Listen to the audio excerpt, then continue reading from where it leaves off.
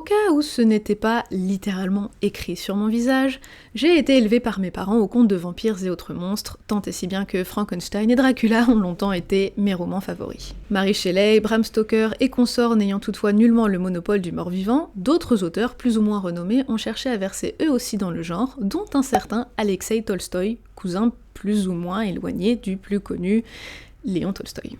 C'est donc de sa plume qu'est né, si l'on veut bien m'accorder ce jeu de mots, le Vourdalak, ou plus spécifiquement la famille du Vourdalak, une courte nouvelle longue d'une 30aine de pages, écrite en langue française et publiée à titre posthume à l'occasion d'une traduction russe en 1884. Essence du vampire sans en revêtir franchement la forme, le Vourdalak est une créature oscillant entre le monde des morts et le monde des vivants.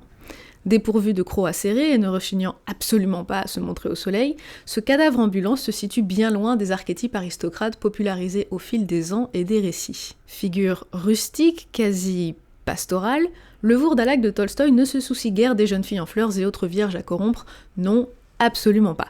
Ce qui rend ce personnage plus terrifiant encore que ses pseudo-congénères Lestat, Akasha et autres Nosferatu, c'est l'amour qu'il impose à ses proches. L'idée de contamination se défait alors de tout idéal glamour, voire romantique, car le Vourdalak ne se nourrit exclusivement que du sang de ses êtres chers. Plus encore, il les dévore, les consume, et ce jusqu'à la putréfaction la plus totale. C'est donc à ce personnage d'une complexité intrigante qu'a choisi Adrien Beau de consacrer son tout premier long-métrage, sobrement intitulé Le Vourdalak. Appelé par sa productrice Judith Lou Lévy à impulser un film de vampire, cet amateur de Théophile Gautier, Edgar Allan Poe, Oscar Wilde, Ambrose Bierce et autres plumes du 19e siècle, s'est donc replongé dans ses premières amours pour en extraire le texte de Tolstoï. De fait, il s'en est suivi une production fascinante, à mi-chemin entre le conte et le drame social. Tourné en 16 mm par son directeur de la photographie David Chisaillé, le film dont le sujet se rapporte à la fable horrifique jouit pourtant d'une organicité viscérale, d'une dimension aussi tangible que trouble. Et je suis désormais très enthousiaste de vous annoncer que le cinéaste a bien voulu s'entretenir auprès de moi afin de répondre à quelques-unes de mes questions.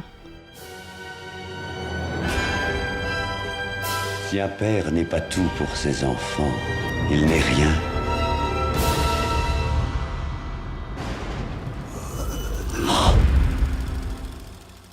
Bon déjà, merci de t'entretenir avec moi aujourd'hui. On va évidemment parler de ton nouveau film, enfin ton premier long-métrage, Le Vourdalak, qui est basé plus ou moins librement sur la nouvelle éponyme de Tolstoï. Donc là, il est question d'un pré-vampire, c'est-à-dire un monstre qui n'est pas celui à avoir été popularisé par Bram Stoker et consorts, mais plutôt une figure un peu hybride que tu as choisi de matérialiser, pas par un acteur qui aurait passé 3 heures au département maquillage, mais par une marionnette. Donc est-ce que tu peux m'expliquer ce goût de l'artifice particulièrement assumé ?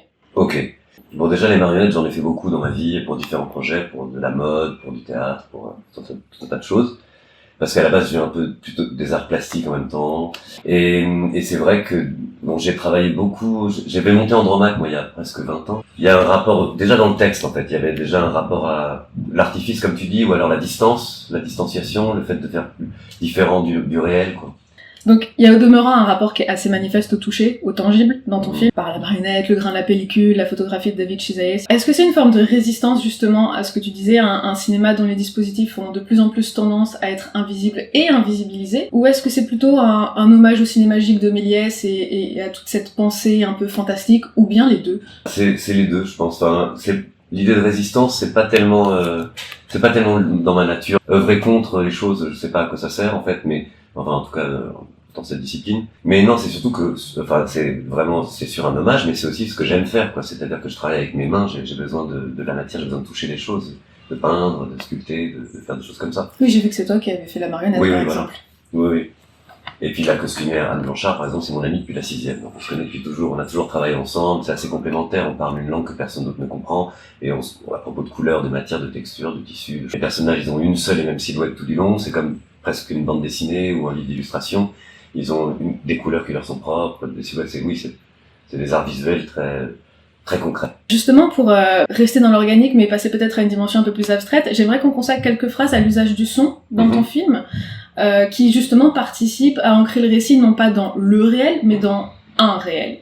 On a des bruits de succion, on a des bruits très organiques, on a des bruits de corps. Est-ce que tu peux me parler de ton rapport à cette imagerie sonore ? Donc mes premiers courts-métrages étaient muets, ils étaient sonorisés mais sans parole, et là c'est mon premier film avec des dialogues. Donc c'est mon premier talkie, comme dit la fille dans Sunset Boulevard, voilà. Mais du coup, dans les précédents films, on avait vraiment travaillé sur le son, il y avait par exemple dans La Petite Sirène, il y a une marionnette, il y a une espèce de créature aussi, et qui, pareil, enfin c'est beaucoup moins, on va dire, dynamique ou animé, ou avec beaucoup moins d'expression que évidemment les CGI ou l'animation, même traditionnelle, puisque c'est des objets. Et du coup, c'est vrai que le son, c'est aussi tout un territoire sur lequel on peut faire du mouvement, en fait. Et on peut faire intervenir le mouvement par l'oreille plutôt que par la vue, quoi. Et du coup, c'est sûr que oui, en plus, c'est pour ça qu'on a mis cette histoire de mâchonnement et de son étrange, où il est là sans être là, on l'entend respirer. C'est vraiment débile de dire ça, mais le cinéma, c'est vraiment des images et des sons qu'on marie entre eux de manière quelquefois inattendue et qui provoquent une émotion, quoi. Mais c'est que ça. Il y a quelque chose auquel on s'attend peut-être pas en découvrant ton film, en tout cas quand on en lit le résumé, quand on en voit la bande-annonce, c'est son rapport à des préoccupations qui sont très très actuelles, très modernes, pour le coup vraiment très très inextricables de notre réalité. Je pense justement au patriarcat, à des considérations féministes, à la fluidité du genre, tout ça, donc ce qui participe là encore à ancrer ton film dans le tangible. Comment est-ce que tu as réfléchi le contraste entre la forme et le fond de ton projet en amont? Alors moi, c'est évidemment des questions qui me parlent beaucoup. Moi, je suis né au début des années 80. J'ai 42 ans et du coup, pendant toute ma jeunesse, toute mon enfance et mon adolescence, j'ai cherché évidemment des personnages au cinéma qui pouvaient représenter ma communauté ou auxquels je pouvais m'identifier. Et bon, il y en avait pas. Il y en a très peu, dans le cinéma populaire en tout cas. Et surtout dans le cinéma fantastique et le cinéma d'horreur, quand c'était pas le thème du film, si tu veux, ça n'existait pas en fait. Et donc du coup, moi j'ai toujours essayé de parler de ça parce que c'est quelque chose qui est d'actualité, enfin, je sais pas si c'est d'actualité, déjà c'est pas une mode, il y a 65 pays dans le monde où on va en prison parce qu'on est homosexuel, donc c'est pas une mode, c'est-à-dire que c'est des choses réelles qu'on vit et que les gens ont toujours vécu en fait. Et du coup, dans la nouvelle, ce qui m'a intéressé beaucoup dans celle, quand Judith m'a demandé de faire un film de vampire avec elle, Judith Loulévy, la productrice, j'ai pensé à celle-là parce qu'elle me plaisait beaucoup, parce que justement le vampire était un vieux père qui représentait, peut-être pas pour Tolstoï l'auteur, mais en tout cas pour nous aujourd'hui à la lecture, qui représentait vraiment ce patriarcat qui ne veut pas mourir et qui revient toujours imposer sur les siens, enfin sur sa famille, son pouvoir néfaste. C'est-à-dire que dans la nouvelle, c'est même pas un sous-texte, c'est vraiment écrit comme ça. Donc c'est oui, évidemment que c'est un film qui parle du patriarcat, en tout cas de la domination d'un père ou d'un dictateur sur son pays, d'un père sur sa famille.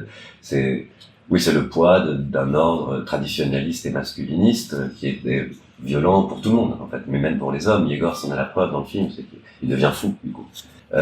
Et le personnage de Piotr, parce que tu parlais de la fluidité de genre, enfin du moins vestimentaire au moins, le personnage de Piotr, c'est parce que dans la nouvelle, il le décrit comme un homme assez féminin, mais c'est très péjoratif, en fait. Et du coup, on a tourné ça à notre sauce, quoi, avec Adrien Bouvier, le co-scénariste. L'idée, c'était pas du tout de dépoussiérer Tolstoï ou ces auteurs, ou l'idée, c'était juste de se l'approprier à nous, de faire une histoire qu'on avait envie de raconter nous et qu'on aimait, quoi. De toute façon, à partir du moment où un média a été transmis d'un tiers à un autre, il t'appartient et c'est à toi d'en faire ta propre lecture. Oui. Ouais, et c'est ta propre lecture que tu proposes, justement. Tu as changé plusieurs personnages, tu as changé plusieurs considérations. Justement, j'aimerais bien m'arrêter sur le personnage de Piotr, qui m'a un peu plus marqué que les autres. Il est plus ambivalent que ceux de Zdenka, Yegor, Anya, qui sont des archétypes peut-être un petit peu plus forts dans leur genre. Est-ce que tu peux juste approfondir un peu ton rapport à ce personnage? En fait, on sait pas tellement. Les personnages, on a essayé de les nuancer beaucoup. Bon, Zdenka, les gens adorent Zdenka, elle a eu même le prix à Venise, mais Zdenka, elle aurait pu partir avant si elle voulait aussi. C'est-à-dire qu'ils sont tous, il y a aucun personnage admirable vraiment dans ce film, parce que c'est quelque chose que j'aime pas trop. Et puis, ouais, comme je te disais, les premières choses sur lesquelles j'ai travaillé avec la troupe avec laquelle j'ai presque fait ce film, quoi, c'était des tragédies, et le principe même de la tragédie, c'est que tu peux comprendre tous les tenants et les aboutissants et que personne n'est parfait. Voilà, donc c'est ça qui me plaisait, c'est qu'ils soient tous vraiment un peu cinglés, quoi, qu'ils aient tous quand même des problèmes. Et Piotr, on n'a pas du tout tranché sur sa sexualité, les gens ils voient ce qu'ils veulent, mais on se parle. On sait juste qu'il aime porter des vêtements de femme, mais à la limite c'est des vêtements de paysanne qui sont pas du tout sophistiqués, alors que Durfé, qui lui s'habille en homme, est beaucoup plus sophistiqué du point de vue du maquillage, la perruque, les dentelles et compagnie. C'est vrai qu'on a joué avec ces codes-là du vêtement, quoi, de l'image qu'on donne, qu'on envoie. Oui, sur le personnage de Piotr, en fait, on l'a construit un petit peu en miroir par rapport au père, par rapport à ce personnage qui devait incarner vraiment tout ce qu'il y a de pire, en fait, et du coup, il était forcé d'avoir un fils qui vient de la communauté LGBT pour pouvoir le haïr. Je crois que j'ai essayé de mettre un peu de moi et d'Adrien, l'auteur, de tout le monde, de notre équipe à l'intérieur de chacun des personnages. On est tous un mélange de tout ça, quoi. On a tous toute cette famille. D'ailleurs, le titre de la nouvelle, c'est pas le Bordelac, c'est la famille du Bordelac. Et ça montre bien que c'est pas que Gorchak qui est terrifiant, c'est vraiment... Gorchak est lui-même ambivalent. Complètement, bien entendu. Mais ça, je sais pas s'il faut le dire pour spoiler ou pas, mais on peut. Bien sûr, mais parce que les homophobes les plus virulents et les plus fous, c'est ceux qui, évidemment, des questions étranges, pas résolues avec leur propre sexualité, c'est certain. Donc je vois pas pourquoi on nous détesterait. Je mentionnais Zdenka dans ma question précédente. C'est évidemment un des personnages les plus marquants du film. C'est un des personnages qui t'a le plus marqué, manifestement, par son traitement, par son costume, par son texte. Elle est très présente au spectateur. Elle a cette interprétation, Ariane Labed. C'est étrange parce que, juste après avoir découvert le film, je suis tombée sur cette phrase de Scorsese qui distinguait le comportemental de la performance. Et dans le cas de ton film, le spectateur, il est vraiment mis face à une proposition qui est très très théâtrale. Qu'est-ce qui t'a inspiré, en fait, la création de cette partition? En fait, c'est Ariane elle-même. C'est en travaillant avec elle, on a réécrit au fur et à mesure. Moi, j'ai toujours aimé ces personnages un petit peu hiératiques. Je trouve que une larme, une petite chose qui dépasse, elle prend tout de suite une ampleur immense si c'est sur une espèce de page vierge. Puis c'est le grand fantôme de Diderot, en fait. Il y a quelque chose d'un peu plus grand que la vie. Il y a... Oui, c'est la Médée de Pasolini. C'est aussi toutes les femmes de peau, en fait, Ligeia et autres. C'est une apparition. Ariane, à la base, elle est danseuse, en fait. Donc c'est une femme qui a un jeu avec son corps, qui est extrêmement, pareil, très concret, en fait. Et on s'entendait vraiment hyper bien sur le tournage. Moi, avec ma marionnette et ma peinture, et elle, avec ses échauffements, son corps. Et quand tu parlais de performance, il y a un truc. Elle chante, elle danse, elle fait des cérémonies étranges en grec ancien avec qu'elle a appris par cœur, c'est Échille qu'elle cite. Oui, il y a l'idée de la performance. Et je pense qu'en fait, c'est pour ça que c'est un personnage que moi me plaît beaucoup, c'est parce que c'est pas par la séduction qu'on s'attache à elle, en fait. C'est pas par un jeu de mensonges. Je dis pas que les acteurs sont des menteurs, mais c'est-à-dire un jeu de copier le réel et d'en faire, regardez, c'est vrai ce qui se passe. C'est vraiment comme quelqu'un qui est prisonnier. Et puis de toute façon, je vois pas comment on peut dire, va petit oiseau, va dire à ma falaise de m'ouvrir ses bras hospitaliers, dans les vapeurs de sauge et d'encens, je me jetterai de ses bords, comme on dirait passe-moi le sel, ou je vais envoyer un texto mais il m'a pas répondu. Enfin, c'était évidemment dès l'écriture, c'était la quête dans laquelle on était. On voulait que le film soit pas vraiment daté et datable.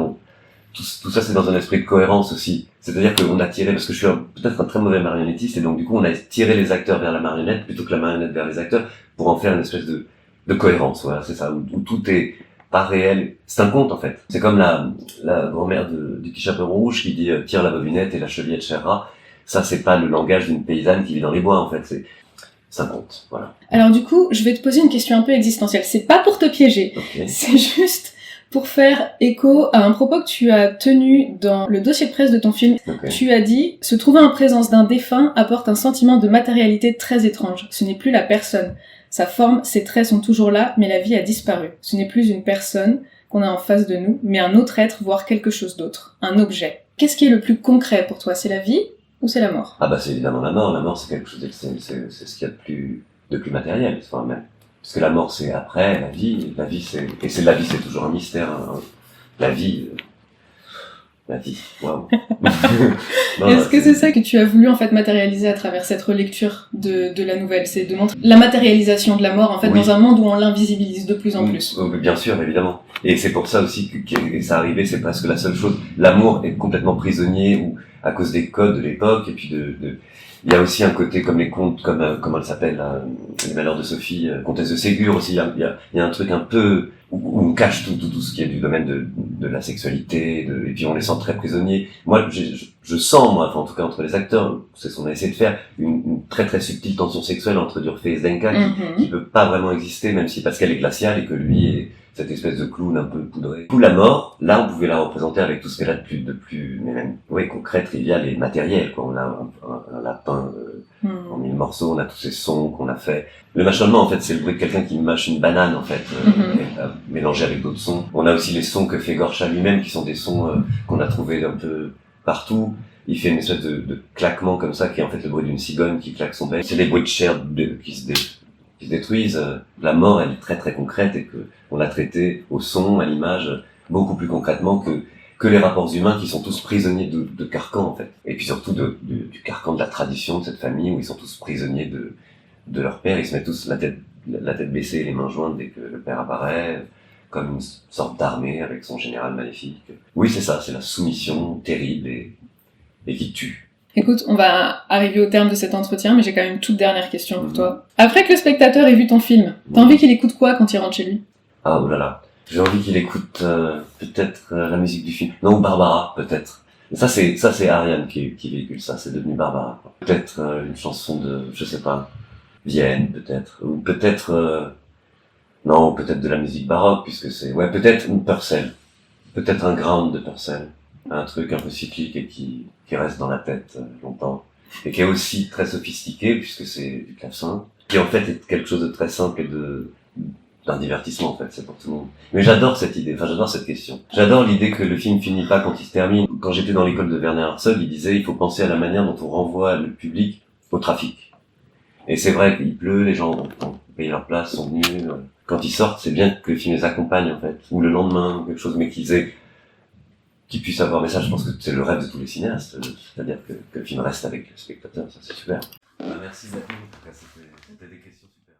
Le Vourdalak, comme vous l'aurez compris, c'est donc une histoire de monstres où ceux-ci sont bien plus pernicieux qu'ils n'y paraissent. Si le récit m'a bien évidemment séduite, c'est néanmoins l'envers du projet qui a su retenir la majeure partie de mon attention. En effet, tout ce qui touche de près ou de loin à l'organicité du médium filmique, au caractère charnel, tangible, voire épidermique que peut emprunter l'image cinématographique, m'a toujours passionné, tant et si bien que ça a presque été mon sujet de thèse. Le projet d'Adrien Beau m'a donc assez naturellement attiré, non seulement quant à son rapport au sensoriel, mais aussi à sa figuration du corps décharné de ce père. Si je ne suis pas particulièrement amatrice d'un usage aussi marqué de marionnettes au cinéma, ne me parlez pas de Dark Crystal par exemple, j'ai été plus que convaincue par le choix de figurer le corps déshumanisé de Gorcha par un objet qui n'a résolument rien de vivant, voire même d'humain. La fascination que suscitent les enjeux du visible et le rapport qu'entretient l'image cinématographique au réel a bien entendu conduit à moult réflexions relatives à de potentielles figures de l'absence. Or, le Vourdalak en prend le contre-pied absolu. Il assume cette absence, la matérialise et en use comme d'un ressort simultanément narratif et visuel. Au demeurant, certes, j'ai conscience que le film n'est pas exactement ce que l'on pourrait qualifier de grand public, bien que ce soit gentiment regrettable. Et même si j'ai tendance à rejeter l'appellation cinéma d'auteur, non pour son principe, mais en raison du catalogage quasi immédiat qu'elle a tendance à engendrer, il serait de fort mauvaise foi d'arguer que le Vourdalak ne s'y inscrit point. J'espère néanmoins que, par cet entretien, ces quelques images et ma modeste plaidoirie, vous aurez la curiosité d'aller découvrir le Vourdalak en salle. D'une part parce qu'il le mérite, mais aussi parce que ce genre de projet doit être soutenu par le plus grand nombre afin de garantir l'impulsion des prochains. Aussi, le Vourdalak est disponible en salle depuis ce mercredi 25 octobre, et je tiens pour ma part à remercier les attachés presse Anne-Lise Kuntz et Paul Chavreau d'avoir rendu cet entretien possible, ainsi bien évidemment qu'Adrien Beau de m'avoir accordé quelques minutes de son précieux temps. Et n'oubliez pas, dites à vos proches que vous les aimez.